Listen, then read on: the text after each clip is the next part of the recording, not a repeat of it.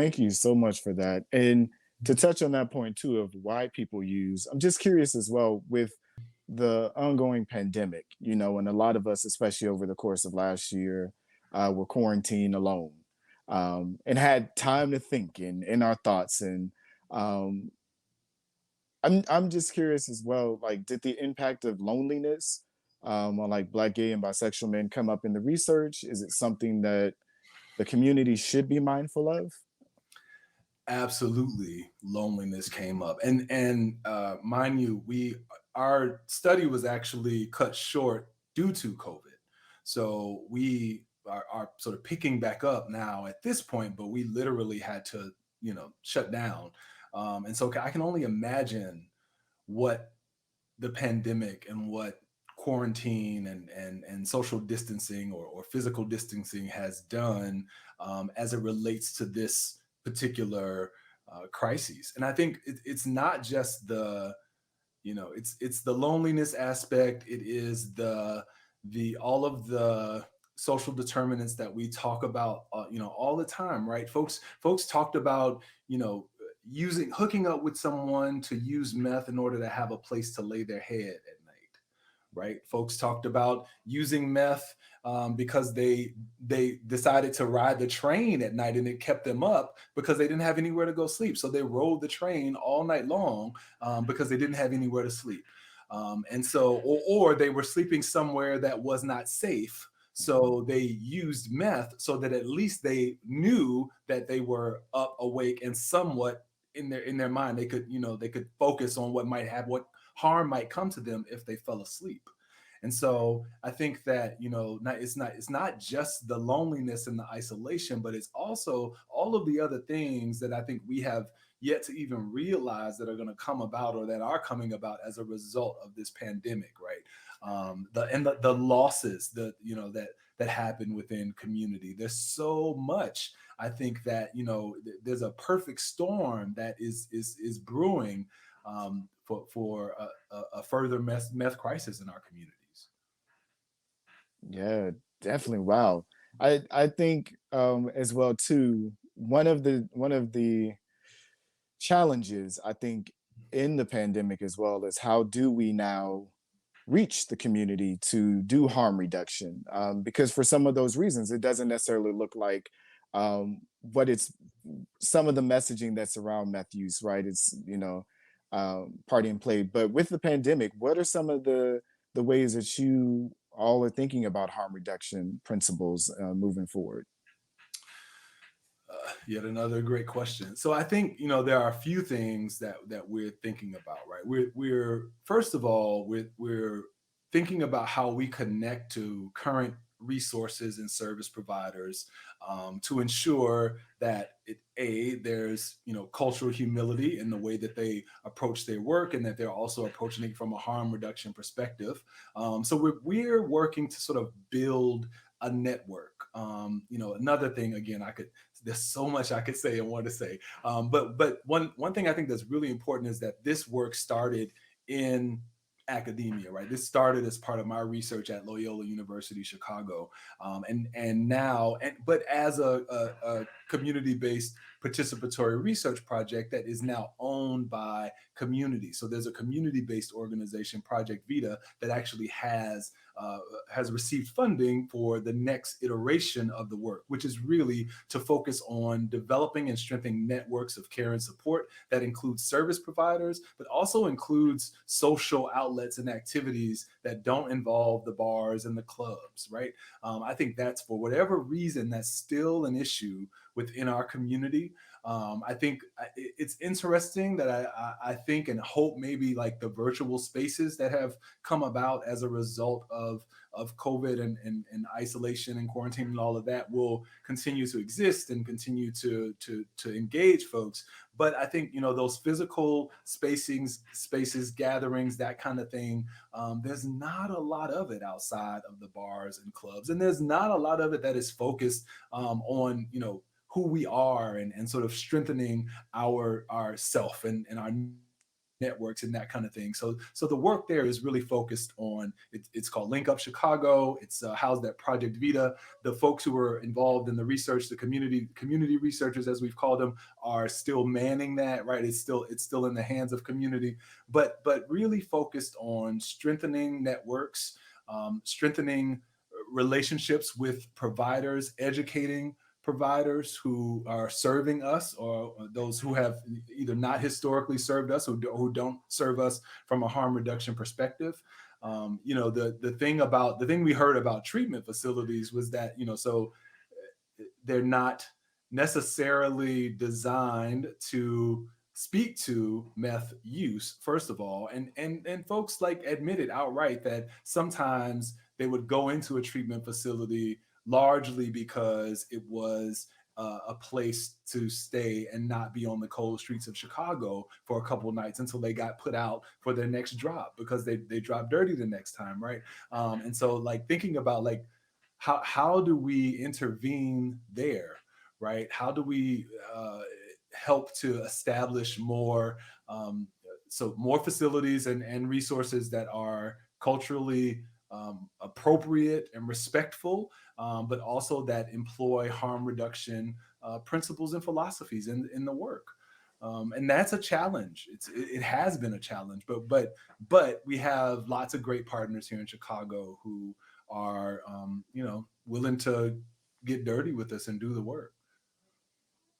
Yes, and definitely thank you for doing the work. And I just want to throw in too, I think even in having these conversations in community is still stigma.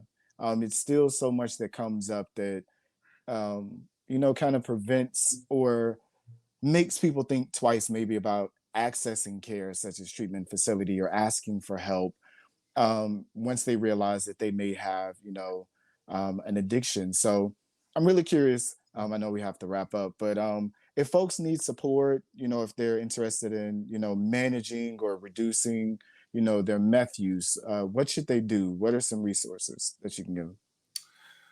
Well, so if you're in Chicago, I would suggest that you connect with the Link Up Collective. We're on Facebook. I believe it's Link Up Chicago or Link Up Shy on Facebook. Also Instagram, and folks at Link Up Chicago can certainly connect folks with a variety of different resources. I think that, many of the community-based organizations that have historically served us, and particularly around HIV prevention, treatment, care, are also grappling with how to deal with this, right? Because if we're thinking about ending the epidemic, I strongly believe that this is where this is where we have to make an impact if we're going to really end the epidemic. And so lots of the community-based organizations are grappling with how to deal with this. So my first response would be to have folks to connect with their local community-based organizations that have historically served us, right? And there are, I don't know what's I see something happening in the chat, but hopefully there's a resource somewhere that sort of compiles those. That's the Mhm. first thing. um, and then this is twofold, I think, and I know we have to wrap, but I want to say this. I think that our efforts need to not only focus on folks who are using, or who may be potentially using, but also the folks who will support them. One of the most one thing that sticks with me from the research was a focus group that we did with leaders within the house ballroom community who were frustrated, hurt, angry, right, at the way that this has taken hold of their communities, and they don't know what to do. Folks talked about, like, their house parents or their family members who, they're really close to, who wouldn't return their phone calls. Like, it's gone to that, gotten to that place, right? And so, how do we support each other, to support each other? I think that part of it we have to also focus on, because it's not always going to be about getting people into some facility or some, standard treatment care, right? It's going to be about community wrapping their arms around that person. And from, again, a harm reduction perspective, okay, baby, if this is your thing, this is your thing. Here's how you can Mhm. do it in a way that, will at least help you to stay healthy, right? Thinking about how we support people within community, support people who are using is critically important. Yes, and thank you. As you pointed out, we are dropping the links in the chat Awesome. to link up Chicago, as well as you can download the CNP Black Gay Men's Conversation Guide on crystal meth, as well, that gives you some tips as well too with harm reduction and language. So thank you so much for having this conversation and sharing all the wonderful work that you are doing in Chicago. I just want to offer you an opportunity as we wrap up. Any last thoughts? How can people find you if they have questions and find out more about the work that you're doing?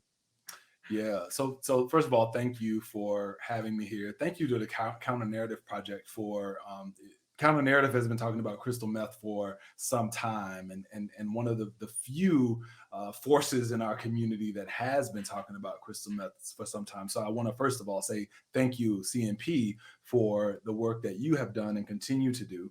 And I think I didn't get to talk about the relationship to spirituality and this intersection of sexuality, substance use, and spirituality. I would love to come back maybe and talk about that because that was a big part of it. But I think Mhm. that we have to look beyond what we've traditionally done as it relates to HIV prevention and treatment as we think about substance use and particularly meth use, right? And think about how we engage spirituality and how we engage. I know, like we talk about the church all the time in the Black church, but there wasn't an interview or focus group that we did where our connection, our desire to have connection, relationship, communion with God in some way, shape, or form did not come up.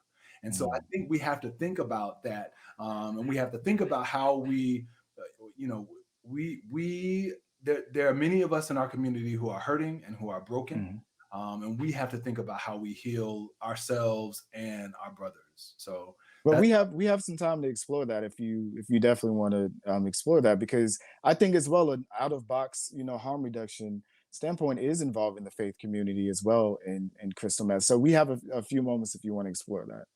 Yeah, I don't know if we can do it in a few moments, Okay. but I mean, I think I did hit it though, right? Like Mhm. Yeah. that we have to. Yeah. I mean, there was a part of the experience on meth for some folks was a spiritual experience, right? And it's hard to sort of think about that from the because of the way we have been trained to think about substance use and the negative aspects of it, right? There is a there or for some folks there is a spiritual element there. And so, and we really do have to think about what this intersection is, and we also, you know, eh, we heard folks say, "I can only bottom when I am on meth," right? Mhm. And that had nothing, I wouldn't say nothing to do, but that had very little to do with the actual physical act of bottoming that can be painful for some people or whatever the case may be, right? It was all about the psychological, right? And so folks, in order to sort of reduce their self stigma and shame around not just being black and gay, but being, but bottoming in a situation or being receptive and submissive in a situation, right? That meth was the tool that they used to sort of get them there. And I know that a lot of that is external, right? A lot of that comes from external, but there's so much of it, and we've talked about, you all have talked about this here on this particular show, right? So much of it Mhm. is internal as well, right? There's so much bottom shaming that happens, which is so crazy to me because, well, we won't even go there, but there's so much I of it that agree. happens both internally and externally, and we need to, as a community, right? We need to address that and shut that down. So yeah, I could go off on so many tangents here Mhm. and not enough time to go off on them. But I can be reached at you can email me swkgreen@gmail.com. or I'm on Facebook as Keith Skaterboard Revolution Green. I spend more of my time there than I do on Twitter, but I'm on Twitter as Keith Romel as well. So yeah, feel free to reach out. Yes, thank you. And as well, use this show as a resource. If you know people that this information may be useful for, direct them to watch the Facebook Live as well as once it's up on all our platforms and as well with the CNP guide. So definitely thank you again, Dr. Green, for joining me tonight to have this very important conversation. To everyone in the chat that dropped questions, that let us know your thoughts, that we're here tonight. Definitely appreciate it. But we definitely want to make sure that this conversation continues outside of just this forum. So again, share it with your friends and people that you know that may be interested. Follow us on all our social media as well at CNP Tribe. And as always, be good to yourself. Until next time, see you later.